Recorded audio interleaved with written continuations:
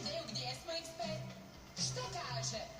Prema mom fan klub prstenu, kaže lijevo oko, veliki nos, sunce, mjesec.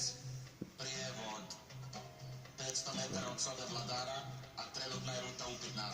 Ne znam za vas, ali imam osjećaj da propada. I da imam osjećaj da propadam. Živi pjesak! Bolje rečeno, spori pjesak. Maksimus! Atomska Beti, pa baš mi je drago što si nam se pridružila. Dolje je mumificirano jaje. Oh. Želim živjeti, imam puno razloga za živjeti. Šefice, izbavite nas!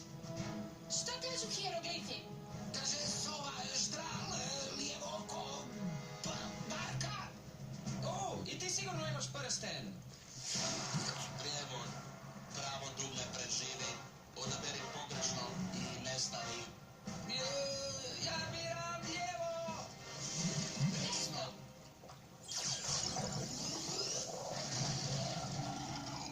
Baš poput dana na plaži. Jedva čekam da ispričam fan klubovcima. Kapetanice, pazite. Što kažeš da za promjenu radimo zajedno?